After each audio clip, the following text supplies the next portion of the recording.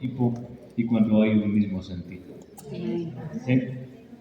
Y quiero celebrar eso, la disposición de este varón, con tanta humildad a llevarlo a cabo. Pero esto no fue casual, esto fue la antesala de algo mucho más grande que ustedes de esta mañana lo van a oír posiblemente por primera vez en su vida. Y no es nada, claro que es del otro mundo, es una verdad histórica grandiosa, pero no pensé que vendría de esta manera con el libro de Juan. En el capítulo 20, el primer día de la resurrección de Jesús, les conté que Jesús, según uniendo todo lo que dicen las Escrituras, el libro de Hebreos, todo lo que vio Moisés, todo lo que se dijo antes desde el Génesis, el primer día de la resurrección Jesús estuvo totalmente atareado. Desde que amaneció hasta que terminó, por una razón, era hombre. ¿Sí? Y la otra cosa que se ha hecho muy vívido, nosotros hablamos de la encarnación, significando de cómo Dios se hizo hombre por medio de Jesucristo. Pero por alguna razón, en este proceso de revisión y reflexión, me di cuenta que el tema del tiempo, en su dimensión netamente material, es el pergamino sobre el cual Dios escribe la eternidad. El tiempo. No es la eternidad, es el tiempo en el cual Dios, con cada una de nuestras vidas, inscribe lo que es su eternidad. Y hay un motivo para esto. Dios no está sujeto a la eternidad. La eternidad habita dentro de él. Sí. O sea, esto es muy importante entender. ¿Dónde comienza la eternidad? Donde Dios dijo sea algo. Mientras Él no abrió la boca, la eternidad no existía.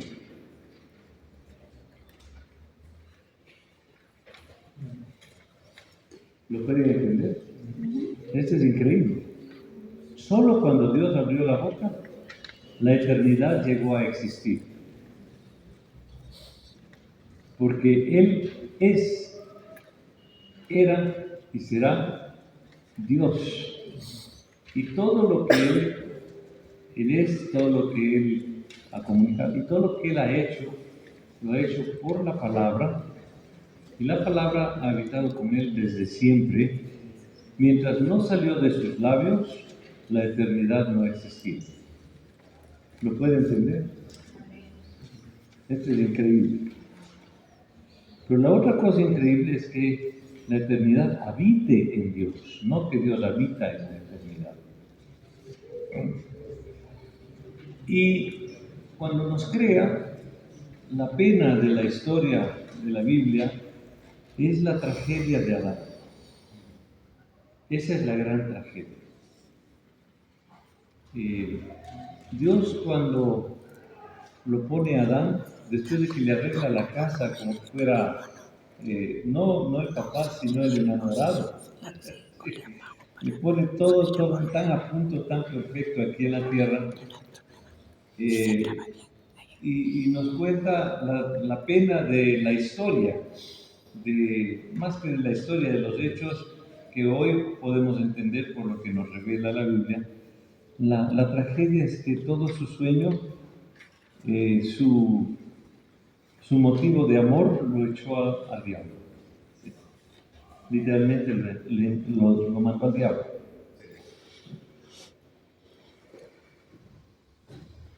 Entonces, desde el día que él desechó y mandó todo al diablo, la dificultad de toda esta historia, que debería haberse escrito de otra manera, es la prevalencia de esa desobediencia de Adán, de ese pecado, que matiza todas nuestras relaciones y que ha marcado la suerte de nuestras familias, la condición de nuestro ambiente, y que no logramos volver a ser amigos con la creación que Dios quiso que fuera nuestra casa. Pero el problema de toda esa complicación es el pecado, la actitud de Adán de hacer lo que a él le pareció y no ajustarse a lo que Dios le instruyó.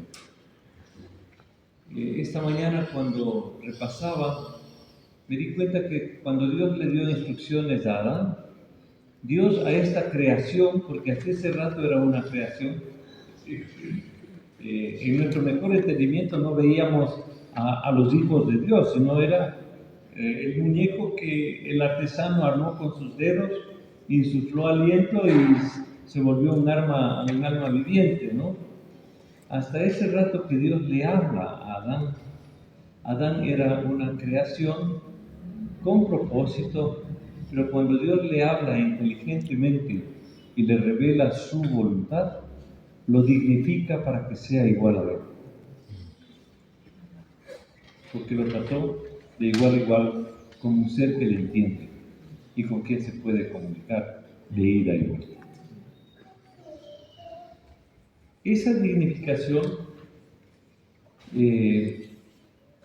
todo se arruinó porque Adán en ese momento fatal decidió hacer lo que él creyó, no lo que Dios le instruyó.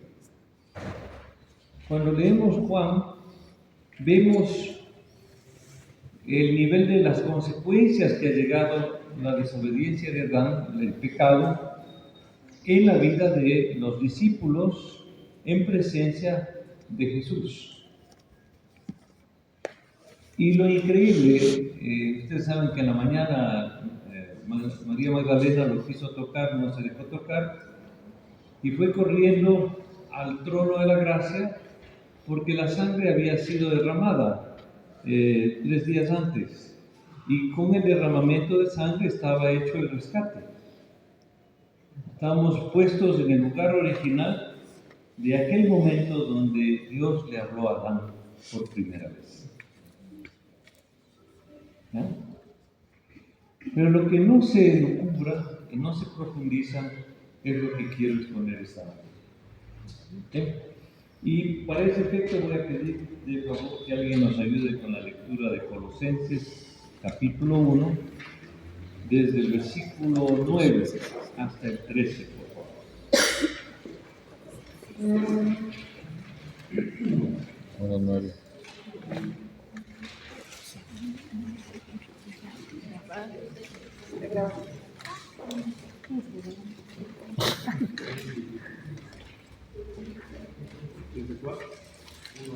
Uno 9 al 13.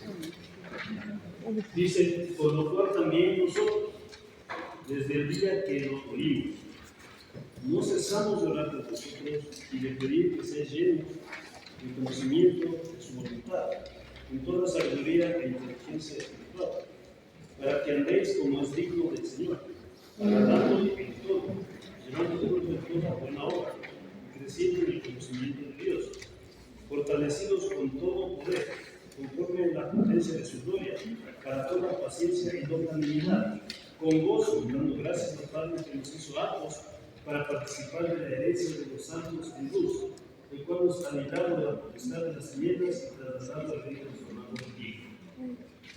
Y ahí dice en quién tenemos el perdón de los pecados. En quien tenemos redención por su sangre y El perdón de los pecados. Ahora, noten este pequeño pasaje, describe lo que les acabé de decir, pero de una manera muy interesante. Pablo está comenzando esta carta y dice que nos trasladó y nos hizo aptos para habitar en el reino, pero como santos en luz. O sea, nos puso en el lugar donde Adán comenzó a hablar con Papá Dios. Libre, recién acabadito del polvo, recién sopladito, recién estirándose, y Dios le habla. Ya, ahí nos trasladó. Lo que nunca dibujé ni entendí y que esta mañana quiero compartirles es que ese fue el momento de la creación plena, donde el planeta estaba en armonía, la Tierra no tenía enemistad con el ser humano, ni los seres vivos de la Tierra tampoco tenían enemistad con el ser humano, porque la cabeza de la primera familia estaba hablando con su papá.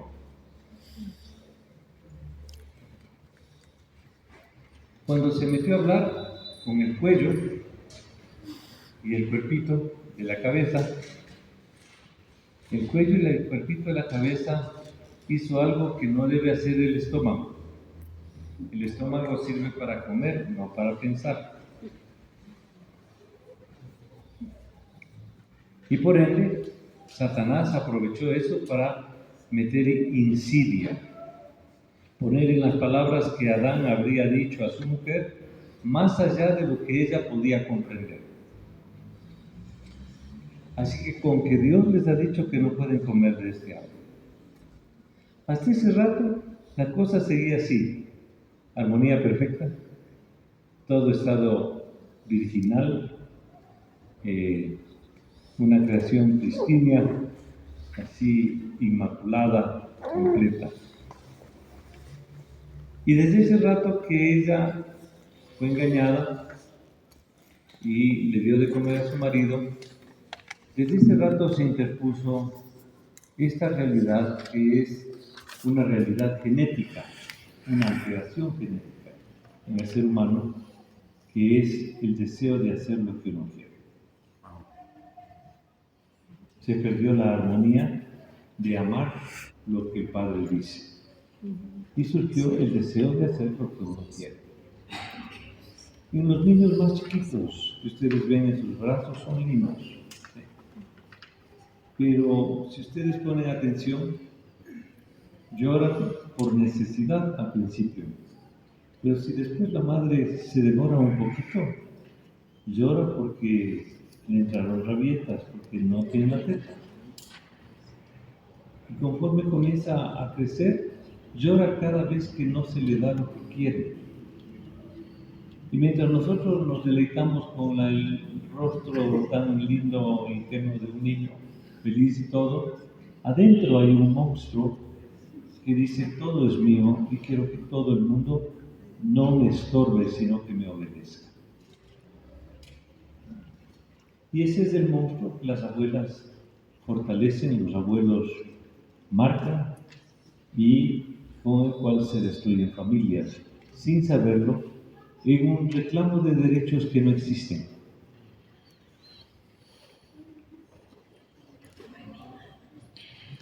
En un reclamo de derechos abuelísticos que nunca se les ha concedido.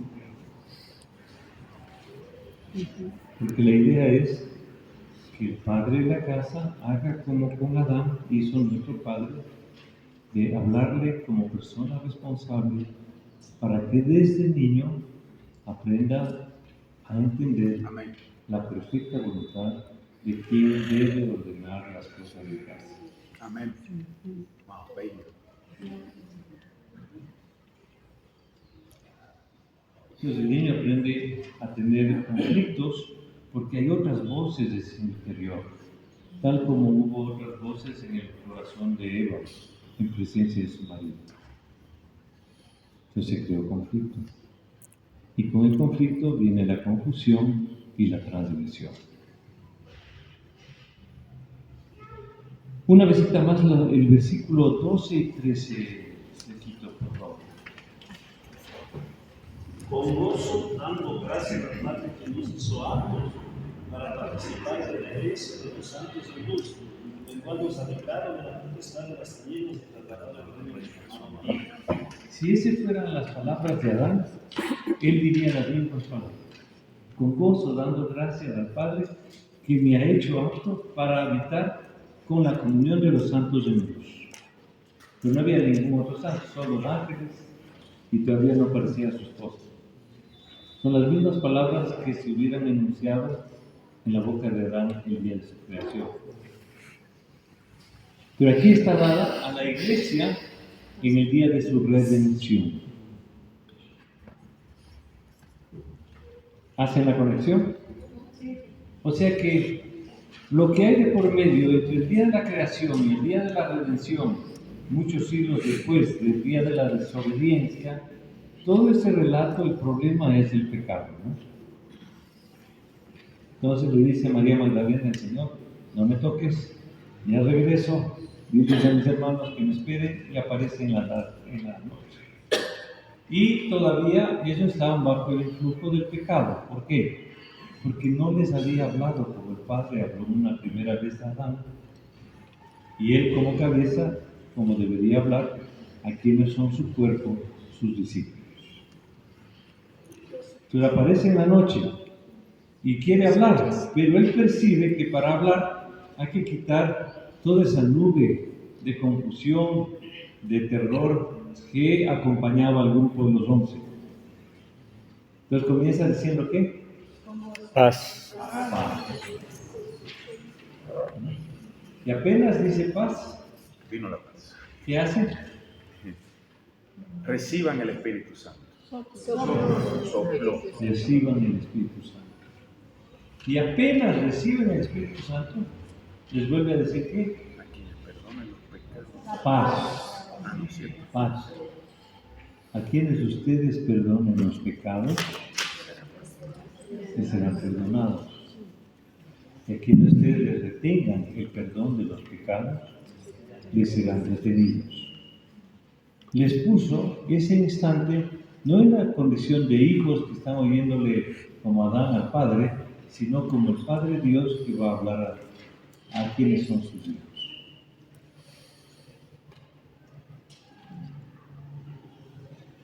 La Iglesia Católica no es ingenua en usar el término Padre, porque es una posición de privilegio donde el que habla manda, instruye, ordena, dispone, arregla, corrige o borra. Nosotros no vamos a llamarles a los pastores, a los líderes padres, pero la posición en la que quedamos el rato que nos dice que a quienes perdonemos los pecados les serán perdonados, es la posición de Padre en la creación. Amén. Y de una nueva versión, no del primer Adán, sino el segundo Adán, replicado en el que le crea su palabra. Entonces los 11 ya no son Cristo cabeza, son el cuerpo de Cristo. Y son no la plenitud de la gloria de Dios como lo es Cristo, sino se vuelven en la manifestación visible de la gloria invisible de Cristo que va a subir y permanecer en los cielos. Y ellos serán, y los que les siguen y les creen a ellos, serán la manifestación de la gloria visible de Cristo para todo el mundo. Quien nos ve a nosotros va a ver a Jesús que nunca han visto, en el esplendor de su potencia que nunca han conocido. Amén. Pero no en el cielo, Aquí. aquí en la tierra. Amén. Este vacío de comprensión hace que el protestantismo postergue todo para siempre, para el rapto y para el rato que nos vamos a hacer. No lo pueden visualizar para aquí, para ahora y para que pase todo lo demás. Pero lo que nunca me había dado cuenta, que lo voy a explicar en la segunda parte, es que todo lo que está después de esto, si retiramos el pecado, o dicho de otra manera, si perdonamos los pecados a todos nuestros hermanos, y la iglesia cumple su función de levadura y va creciendo y va levando, y si es que nos constituimos esa joya preciosa que es el reino de Dios, para que nos busquen, nos rebusquen hasta que nos encuentren, y así podemos llegar perdonando pecados a la humanidad. El perdón de los pecados nos ubica en la restauración de todas las cosas. Amén. en el umbral, en la antesala. ¿Por qué? Porque antes de que hubiera pecado, todo estaba en orden.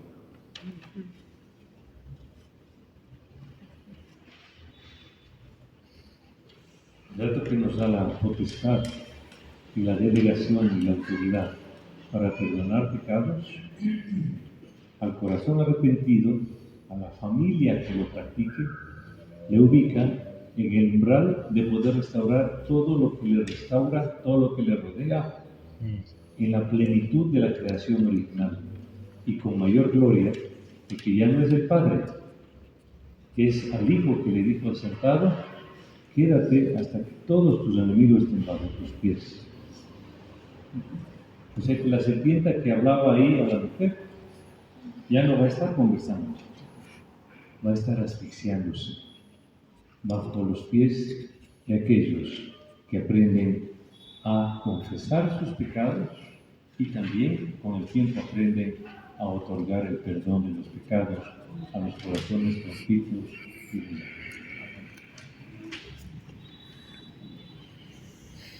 ¿Me copian? Amén. ¿Está difícil? Entonces leo la segunda, el punto 2. Primero, estoy tomando nuestra comunión verdadera es con el Padre y con el Hijo. Estas son las palabras de San Juan en la primera epístola. Les leo como dice textualmente. Y pongan atención, voy a hacer unos pocos énfasis para resaltar la magnificencia de lo que está dicho ahí. Dice: lo que hemos visto, lo que hemos oído, lo que hemos palpado respecto al verbo de vida, porque la vida se manifestó y vimos su gloria como la del unigénito Hijo de Dios.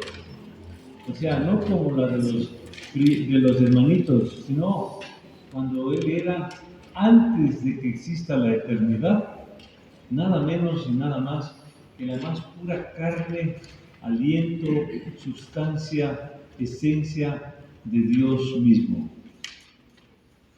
Cuando era el único que habitaba en su ser.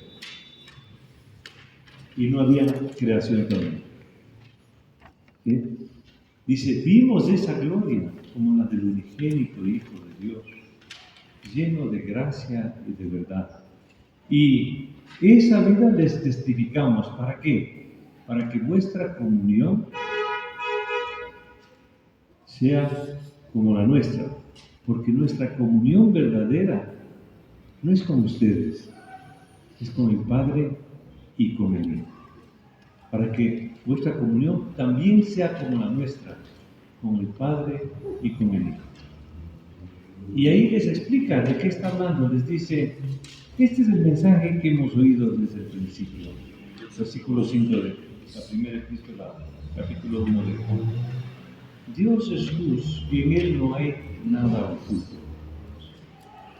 Si andamos sin encubrir nada, como en Él no hay nada oculto, ¿sí?, entre los hermanos, ahí tenemos comunión unos con otros. Y si hubiera pecados, como andamos en esa transparencia, se va a salir, se va a percibir y percatar la comunión de que el uno viene peleándose con la mujer, pero al estar en compañía de aquellos que tienen comunión verdadera con el Padre y con el Hijo, la sangre de Cristo, por esa naturaleza de transparencia, cuando estamos juntos, lo limpia. Pero no ha causado nada, no, pero es la transparencia con la cual todos nos podemos percibir cuando estamos bien, cuando estamos mal, y cuando estamos mal, la urgencia por confesar y reconocer los pecados ocultos que llevamos.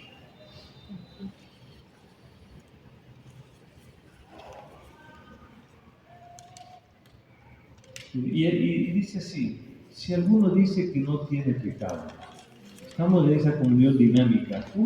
Alguien podría levantar la voz y decir: por si acaso, yo no tengo nada que confesar. No, eso no se va a dar. ¿Sabe lo que se va a dar? Que si tiene pecado no diga nada.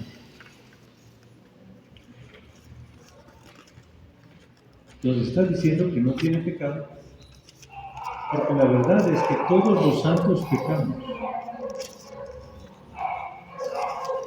Todos los santos pecamos.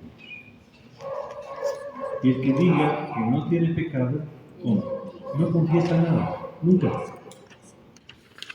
Nos vemos 10 veces en la semana y ni una sola vez tiene nada que confesar.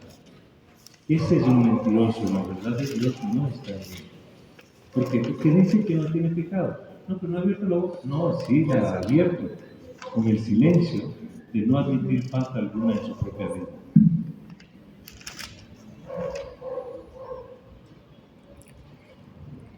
¿Por qué esto es importante? Cultivar para volver a estar en esta comunión. Porque esta comunión, si se da en mi casa, los pájaros volverán a posarse sobre mi techo. Entrarán al balcón.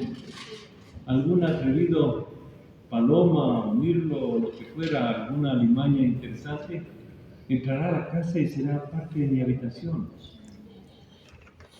Y encontrará descanso en mi casa. ¿Por qué? Porque no encubrimos los pecados. ¿Por qué? Porque si quitamos el pecado, estamos en la creación original, que Dios hizo todas las cosas.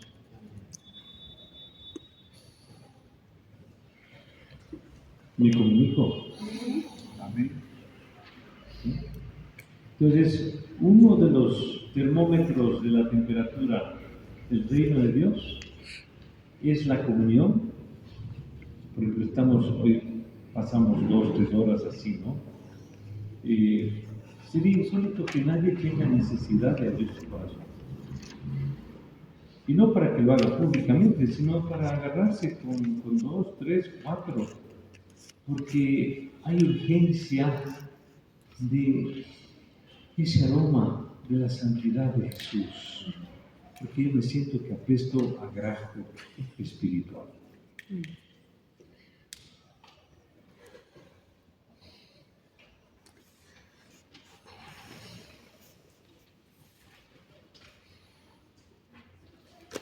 Nuestra comunión indivisible, la verdadera, es en Jesucristo, en el gobierno de Dios. Eso quiere decir reino, cuando Él manda. Esta morada en Cristo, porque la tendencia de la religión es decir que uno es salvo. No, la tendencia de Cristo es de que yo more en Él.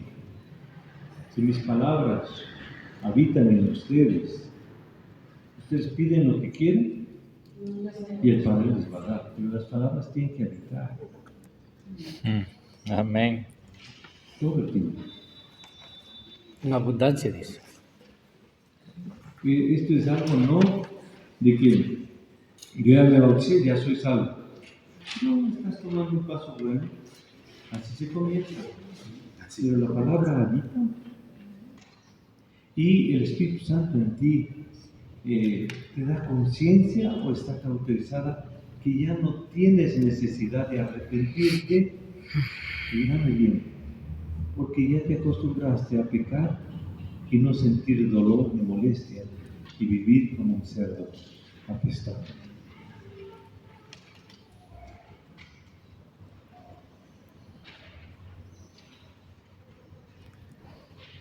Y eso solo lo sabe Dios. Usted y yo, ¿qué se hace?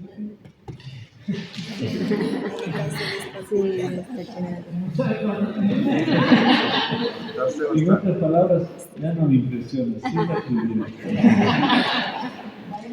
Se puso seria la cosa.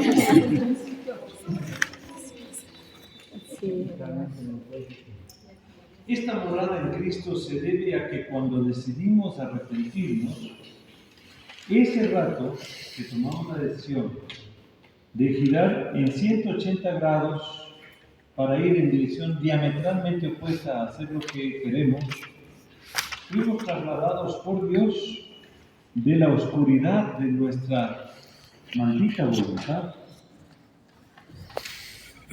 al gobierno de su amado Hijo en transparencia, en luz.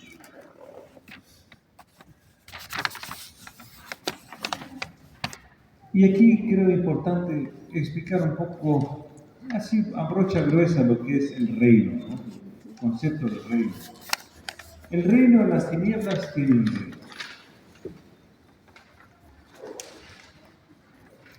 Dios. ¿Quién es el rey de las tinieblas? ¿Quién? No, Dios. Dios es el único que gobierna las tinieblas. Él es rey sobre todo. Pero en Él no hay tinieblas. ¿No? Claro. Hay un solo Rey de Reyes, Señor de Señores. ¿Cuál? El que gobierna todo y no es contaminado ni vencido por la maldad, ni por la oscuridad. Amén. Pero hay un príncipe a quien se le delegó el gobierno en nombre de Dios de ese espacio que se llama tinieblas. ¿Quién es el príncipe de las tinieblas? Belén. Es el príncipe de las tinieblas, Satanás. Si usamos el vocablo ese de diablo, la connotación es de que es el adversario. ¿Por qué?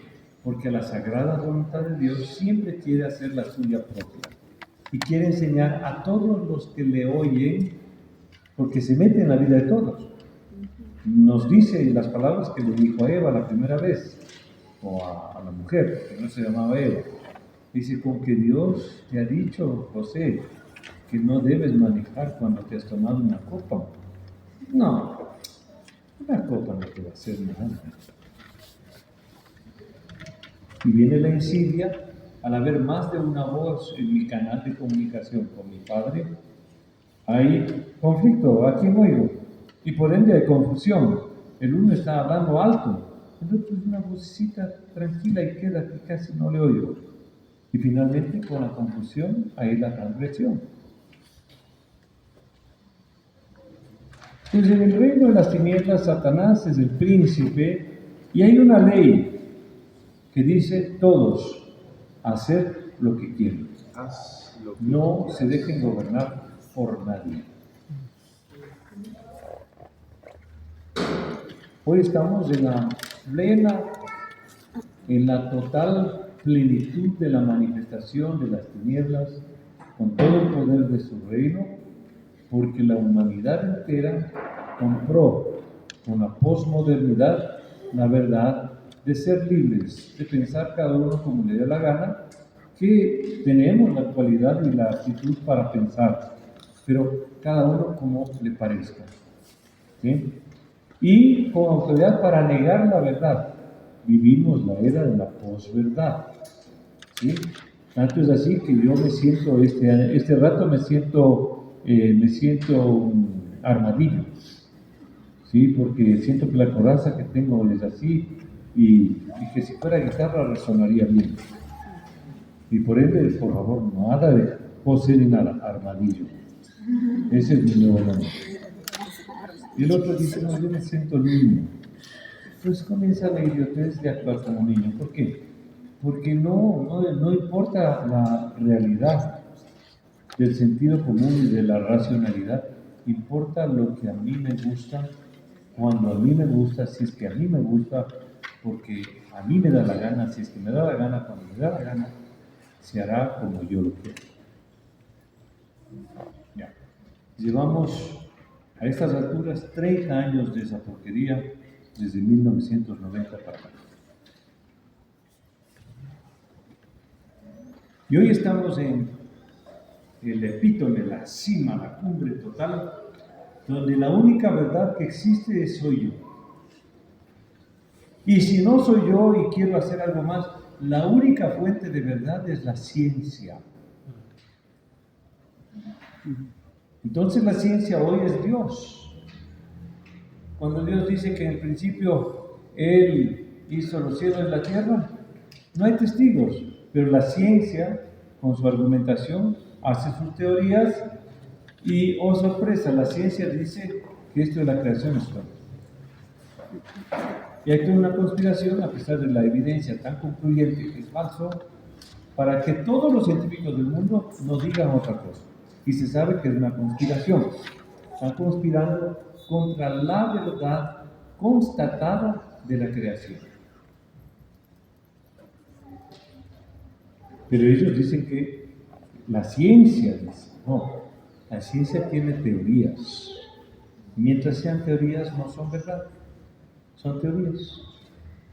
Y hay maneras de aproximarnos a sus interpretaciones si es que hay maneras de hacer símiles que digan que es verdad lo que la tesis indica. ¿Sí? Por ejemplo, la luz es un flujo de partículas, pero es una teoría. Entonces yo hago un hueco, pongo un foco y yo puedo ver todas las partículas de energía que atraviesan por ese hueco y demuestro que sí es un flujo de partículas. ¿Ya? Pero aparece otro y dice, no, la luz es una frecuencia, son frecuencias. Entonces igualmente comienzo a irradiar frecuencias diferentes y llego a cierto rango de frecuencias y, oh sorpresa, van apareciendo la ultravioleta, la infrarrojo, la esta, la otra, hasta que vemos la luz y es blanquita. Son dos teorías que demuestran una verdad, lo cual quiere decir que como teoría está comprobado que es una hipótesis correcta. No vamos a pelear con eso. Pero, ¿cómo dimensionamos el Big Bang? ¿Cómo le ponemos al Big Bang en el laboratorio? Es un poco más complicado. Ya se cayó. Yo no sé. Pues digo, es interesante esta manera de análisis. Entonces hoy, cuando hablamos de el reino de las tinieblas, hay una bandera, el egoísmo. No es el odio. Por eso yo todavía creo en las canciones puñaleras. Esa que dice, óyeme porque yo he nacido. O de la paquita de Pablo.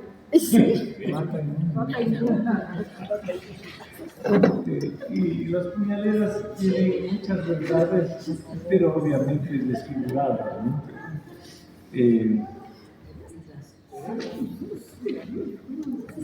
El ambiente que genera este reino es oscuridad y tropiezos, es esclavitud al padre de las mentiras. Todos los hijos queremos ser como el padre de las mentiras. De cada dos palabras, una es mentira y más posiblemente 1.5 es mentira y con el tiempo 2 es mentira. Soy tal como el padre de las tinieblas. ¿Por qué? Porque hay una esclavitud. Si yo aprendo a vivir en negación de la verdad, voy a vivir mintiendo y una mentira. Esto ya solo leyendo a cualquiera de nosotros nos dice dónde estamos viviendo. No necesito, y no quiero sonar irreverente con el Espíritu Santo, no necesito el Espíritu Santo para darnos cuenta de esto. Solo se necesita menos de un dedo de frente para ver que no, real, esto es así. Y el ideal es una vida sin Dios ni ley. Estamos viviendo uno de los mayores escándalos del poder de la opulencia, la fama y el dinero en los Estados Unidos, que involucra a toda la línea de primera línea de todas las naciones de Occidente, involucrados en los más vergonzosos actos de inconducta que uno puede concebir y que están todos grabados y todos revolcados en el mismo espejo. Todos. Nunca fue así.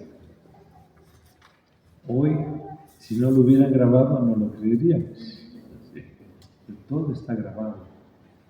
La mejor cantante de los últimos, algunos dicen 100 años en los Estados Unidos, aparte de Elvis Presley, Taylor Swift, una muchacha archimillonaria que con su voz y sus composiciones ha alcanzado un nivel de reconocimiento mundial por la calidad de música que produce, está entre las tantas que aparecen grabadas. Lo cual demuestra que ese arte que ellos alcanzan tiene una fuente que genera efectos sobrenaturales. Igual que todos los que están en poder, que creciendo y creyéndose gran gente, son productos de fuentes sobrenaturales, no celestiales, sobrenaturales. Demoníacas. Yo prefiero usar sobrenatural porque los cristianos hoy prefieren usar sobrenatural a decir celestial. ¿Sí? Celestial es lo máximo. Sobrenatural. El reino de la luz de Jesucristo, el rey es, uno diría Dios. No, lo que ocurre es que Dios hizo algo que solo Él puede hacer, ¿no? Dijo, yo reino, el que a mi hijo le da honra del rey, ahí soy glorificado yo. Porque yo quiero quedar siendo el rey Dios invisible, al que nadie ha visto jamás, que habita en luz inaccesible. ¿Ya? Entonces, el rey del reino de la luz de Jesucristo es Jesucristo, el príncipe de la paz es Jesucristo. ¿Y cuál es el rey de la paz? No. ¿Cuál es el rey de la paz? Dios el Padre. Dios el Padre. El Hijo es el príncipe. Entonces es cuestión de rango. ¿Sí? La ley en el reino de la luz es hacer y vivir en lo que Jesús ha dispuesto y ordenado. Hacer y vivir, no hoy sí obedecer, no, vives en eso. Hacer y vivir en todo lo que Jesús ha ordenado. La bandera no es el amor, es amar a los hermanos hasta el final. ¿Por qué? Porque Moisés ya enseñó a amar al prójimo como a uno mismo y ya. Pero Jesús vino con una medida para su iglesia. ¿Por qué? Porque la iglesia es la luz del mundo, es la sal de la tierra. La verdad de Dios, su Hijo Jesucristo, se asienta sobre nuestros hombros. Nosotros damos a conocer la luz y el rostro verdadero del Dios invisible manifestado en Jesucristo, que es nuestro amo y Señor, y que nos entregó una instrucción que es en lo que nos debemos enfocar todos los días hasta que muramos. Los judíos se enfocan en el Tanakh, la ley, nosotros no. ¿Por qué? Porque todo lo que el Tanakh dice es sombra de lo que habría de venir. En cambio nosotros somos la realidad, que el Tanakh habló de nosotros, pero que no lo han entendido. No sé si me explico. Entonces, yo tengo, por ejemplo, en el proceso de hacer estos resúmenes, me acordé en Levítico 6, porque vamos a hablar de la confesión, que en Levítico 6 dice que acontecerá cuando un hombre peca contra una de tantas cosas que el hombre suele cometer, entonces irá donde el juez, el sacerdote del lugar, y devolverá lo que encontró, pagará lo que esté adeudando, más la quinta parte, todo un principio de justicia y restitución y de reivindicación. Al que honra, honra, al que plata, plata. Y eso es la sombra de lo que nosotros somos. Y me encontró, yo dije, Señor, si esto es la sombra, por Dios, ¿cómo tenemos que ser nosotros? Y este Señor inauguró esta mañana. Yo estaba con la pregunta, ¿cómo explico a la gente que las leyes de justicia, que para Israel lo iban a hacer la excepción de las naciones, es una caricatura de lo que nosotros somos? Y la razón es muy sencilla, es que nosotros vamos a replicar lo que el Maestro hizo. No vamos a dar el 10%. Se va todo, mano. Amén. Me va a cortar el brazo. No, si quiere quémelo, tranquilo. Quiero una mejor resurrección. Esta es otra dimensión. Otra dimensión. Esta es la realidad. ¿Cuál? Los que están sentados aquí, llamados a expresar la gloria inefable del Dios invisible, revelada en Jesucristo, quien ahora nadie ve, pero que cuando nos vean a nosotros digan, Dios santo, habrá mujeres así, habrá hombres como estos. Niños. Lo tenemos aquí y nunca he visto esto. Nunca se me cruzó alguien así. Y son nada menos los testimonios que terceros darán de todos y cada uno de nosotros. Esos son sombras.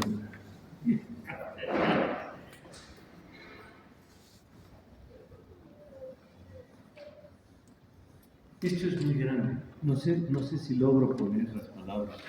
Pero esto es inefable lo que estamos hablando. Es un nivel de comprensión. Y nosotros peleando si se pierde la salvación o no.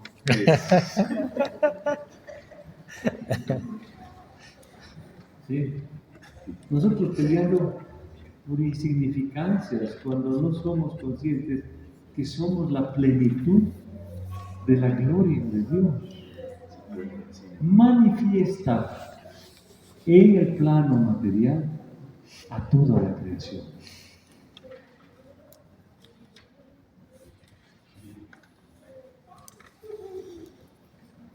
Después dice, el ambiente que genera este reino de Jesucristo es primero la reconciliación. ¿Por qué? Porque cuando les va y le tocan y todo, primero dijo, no me toquen. Y antes de eso dijo, me agarran a mí, a estos no me los tocan. Pero llega el momento donde a ellos les dice, con quienes ustedes hagan la paz por el perdón de los pecados, quedarán en la paz. Estarán reconciliados con Dios y con ustedes.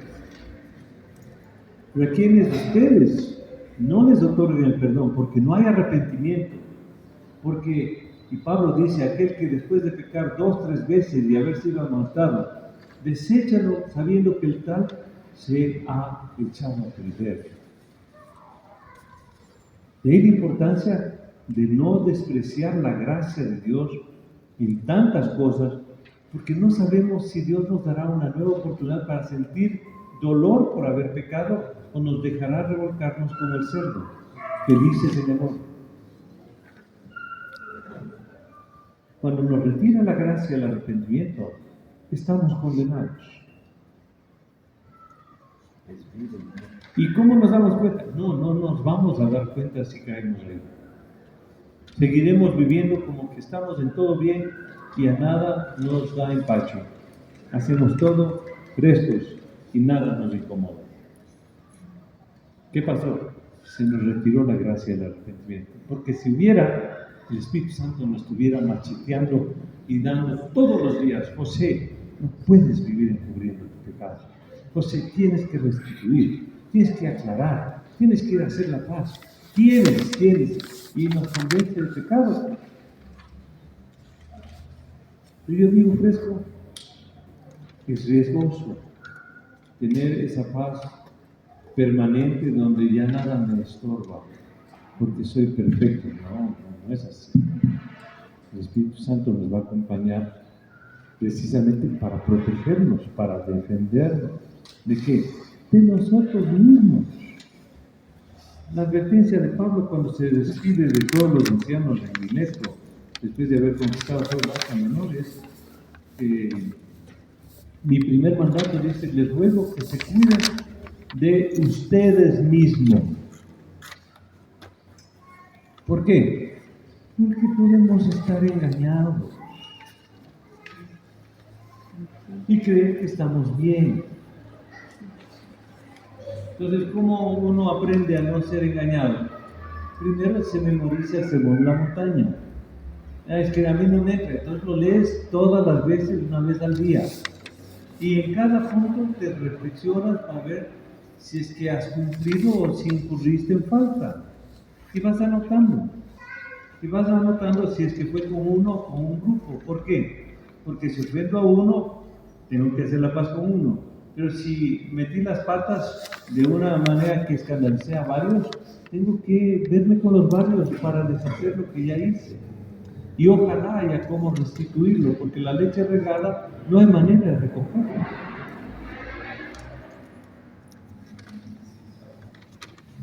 Y esto es un asunto de justicia. Pero más que de justicia, es que Dios quiere que seamos la luz. Y por eso nos da abogado personal, donde, qué sé yo, Sergio, María del Carmen, Silvio, transgreden ese rato. Jesús levanta la voz al Padre y el Espíritu Santo dice, cayó. No, ese rato comienza a decir, arrepiéntete por favor, no te guardes ese rato. ¿Por qué? Porque primero tenemos uno a la diestra del Padre y hay otro que está en nosotros que despierta las alarmas. Y el que conoce la intención del Espíritu, que está ahí sentado en su trono, sobre todo el universo, dice al Hijo, pero ¿de quién hablas? ¿De Sergio?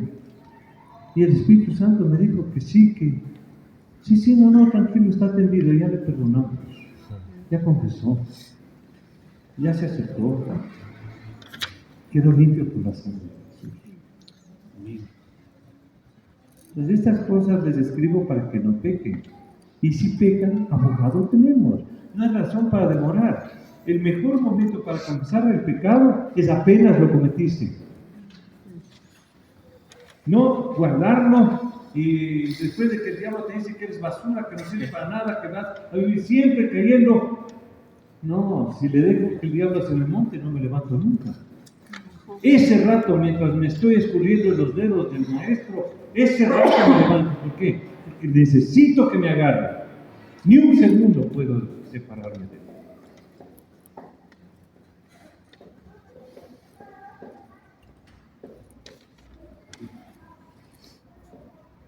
Y todo esto habla de la única ropa y el único aroma que le queda bien a la iglesia de Jesucristo. Esa es la santidad. No hay otra ropa que le quede bien. Si ustedes creen que cantar bonitos, debe crecer el ministerio, no, esas son cosas importantes, pero de segundo plano. De segundo plano. Es su reino, lo supremo, y su justicia. Si es su supremo, todo lo demás viene solo. Pero si mi ministerio, le toco la promesa, que lo hago bien, alcanzamos la excelencia, que nos hemos ensamblado como un equipo perfecto, no, eso agrada a Dios, pero no es lo que Él busca. La luz brilla sin hablar. ¿Dónde? Donde hay oscuridad. Cuando se reúnen los santos, ¿qué es lo que tenemos? Un montón de faroles amontonados en un salón. ¿Para qué nos sirve? Aquí donde no se fue. ¿A quién hace bien? A nadie. Nos sentimos bien, sí, pero esto de sentirse bien, no. Esto de alcanzar una mejor resurrección tiene que ver con pasarla, pero no siempre, qué paz que siento, sino ay, eso lo veo. Wow.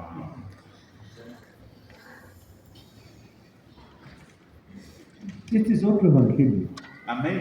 Es el evangelio de nuestro Señor Jesucristo, que los 12 lo entendieron y lo enseñaron. Y lo ponen de una manera tan increíble que uno lo lee y uno cree que está leyendo un saludo cualquiera. No, nos está diciendo, estamos de vuelta al capítulo 1 antes de que ninguna cosa se embarre. ¿Quién? Ustedes. ¿Y para qué? Para que puedan actuar no como el hijo Adán que falló, sino como el Padre Dios que creó, que diseñó, que proyectó y que todo lo hace bien en su tiempo.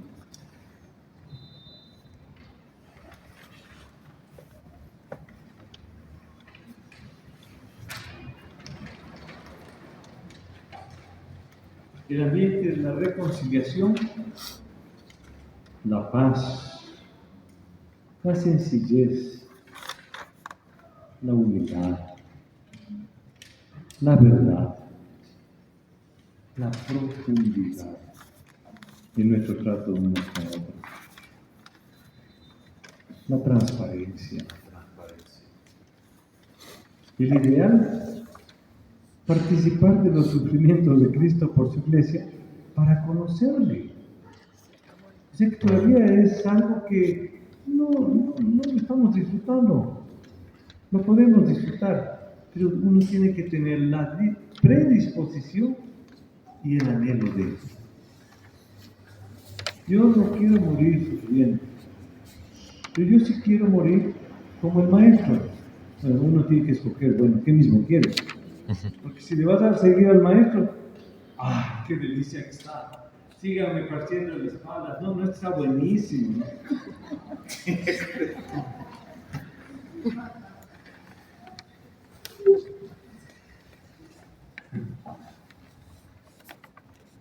Conocerlo. ¿Por qué? Porque este es el propósito de la vida eterna, como el corito que cantamos hace 50 años. Este es el propósito de la vida eterna. Que conozcamos al Señor en su presencia llena de gloria. Y uno, claro, está pensando, nosotros inauguramos los de hace 50 años todo el ambiente de adoración. Si ustedes hubieran estado con nosotros hace 50 años, Hillsong era una tontería al lado nuestro. Nosotros teníamos la facilidad de ponernos a adorar entre los muchachos en cualquier lado y se nos iba la madrugada y el amanecer. Y al día siguiente seguíamos. No había hora. ¿Por qué? Porque ¿cómo le vamos a decir al Espíritu Santo que hasta ahí nomás suficiente? Seguimos hablando después de dormir. Nadie quería perderse porque era gloria. Gloria y más gloria. Pero no un rato, así crecimos nuestros primeros 10 años en el Señor. Era pasión. Pero no porque nos predicaban pasión, sino porque nos había robado el corazón, nos sedujo. Nos entregamos, nos desnudamos. Lo que quiera, le entregamos.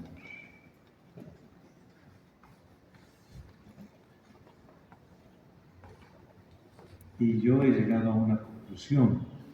Si esto que escribo no es mi estilo de vida, no aprecio lo que he recibido y no dimensiono la maldad de mi enemigo, que en un abrir y cerrar de ojos me puede robar todo. Pues yo le he dicho, Señor, yo quiero una muerte segura para tu gloria. ¿Por qué? Porque sé que entregaré el último aliento como debe ser, fiel hasta la muerte. Amén. Pero si yo espero que me dé un infarto al corazón y de pronto aparece un monumento de mujer, aunque yo tenga 90 años, y mi corazón comienza a palpitar y mi mente se active y todo, y ahí me viene un infarto, me voy al infierno. Claro. Pues, ¿qué es lo que yo necesito? Asegurar lo que amo. ¿Qué es? El ser uno con el Padre y con el Hijo. Y poder compartir con todos los santos que nos antecedieron. Es la hermosura de la santidad de Dios. El poder ver el costo de nuestro sufrimiento, donde todas las cosas terminan restauradas.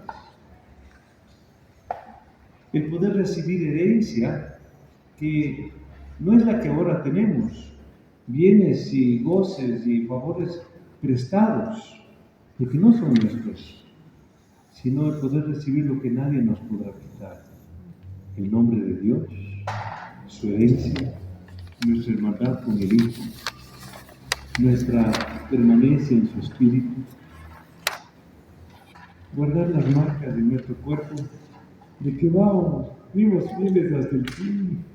Y el Maestro estará allí con toda la gloria y sus llagas, y nos abrazaremos y nos regocijaremos pensando que Dios nos guardó hasta el último suspiro. pudimos, lo logramos. Y darnos cuenta el rato de volver en sí, que quien nos está abrazando no es la cruz, ni la silla eléctrica, ni los electrodos que nos han puesto para acostarnos en vida, sino que era el abrazo del Padre así de intenso y efusivo. Pero ese rato parecía tanto sufrimiento, y no, era la bienvenida al otro lado.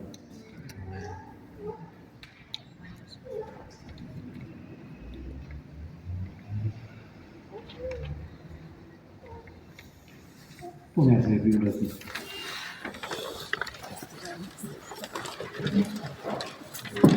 Deje todo lo que tiene en las manos. No puedo hablar de eso. No puedo aceptar. Debe ser compartido con los que están al lado. Son 5 abrazos, pero bien dados. Y vuelva a hacer.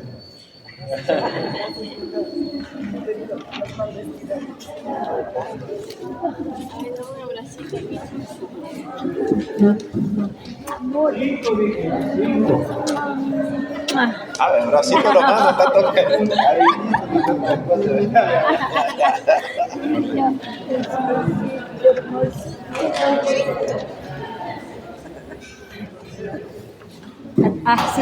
Siga. Bien dado,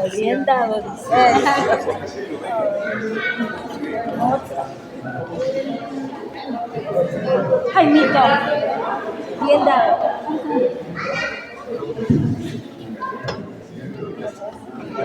Javier, sí. Bien. Sí, qué hermoso.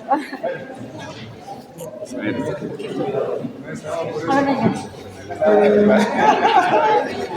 Venga, sí, venga. ¿Por qué no fue la niña allá el domingo? No había cómo haberla llevado. Y nos perdimos un poco qué chévere, qué linda. ¿También el domingo? Prendida la cámara. Fin de semana cuando de ahí la importancia de